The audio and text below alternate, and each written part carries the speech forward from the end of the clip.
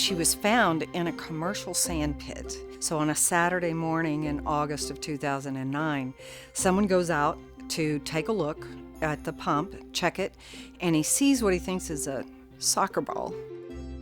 I was visiting with Mike Sorrell one morning, and we were just talking about the area in general, and he casually mentioned, well, I found a skull back out in the sand pit out here. I said, oh, really? That'd be real interesting to have in the museum. Then they suggest that Mike Sorrell should go and talk to Dr. Mike Collins at the University at San Marcos and let him take a look at it. Then he suggests to Mike Sorrell that he might go and speak to Dr. Douglas Owsley at the Smithsonian and see if he can tell more about the skull and if he has some interest in doing further studies. And I said, well, it would be real interesting to know what this young lady looked like, if she is a young lady, I assume. He said, oh yes, they told me she was a female.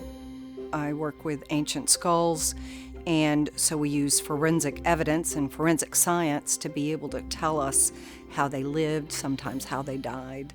And specifically, my part of it is to forensically figure out what they looked like when they were alive. Our subject here is the oldest known resident of Brazosport area. She lived here approximately 3,500 years ago. She was about 30 to 34 years old, and she has kind of an unusual look to her, not what we would expect from most Native Americans.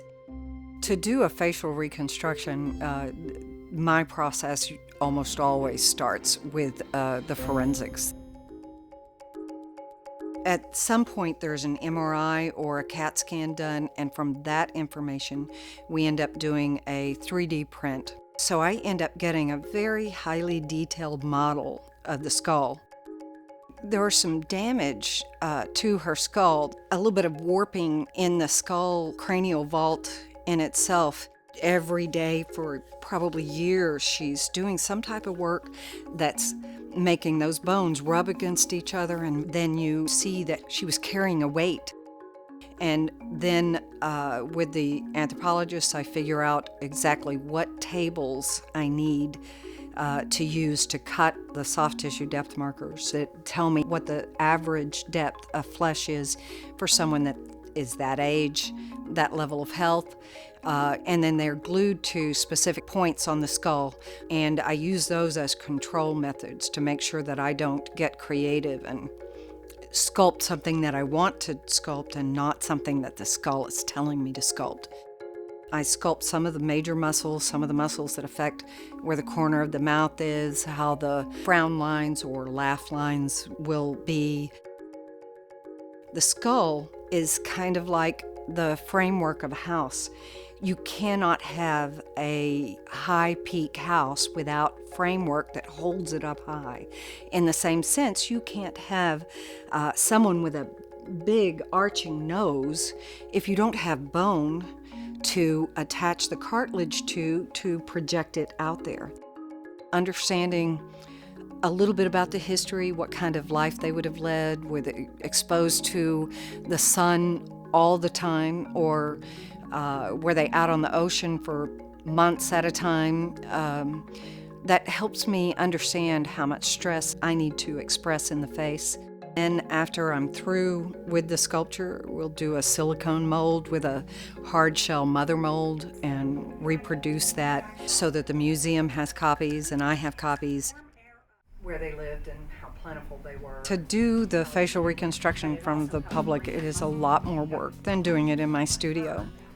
I think it's kind of beautiful.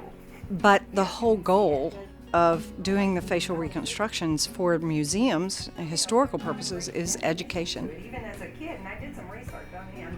So I will do this as long as I can. Physically, it is a little bit hard, but the whole concept of giving this information to people and how excited they are about it, and hearing someone say, a kid say to his mom, why didn't you tell me that history was fun? That will always bring me back as long as I can still do the work. I don't know, maybe she's chasing. Amanda is fantastic. I don't think you can find anybody do any better job than she did. What really impresses me, the way she deals with the public when they ask questions, she answers it that people can understand, really getting into some technical language that is really a foreign language to most people. She brings it down to the working man's level.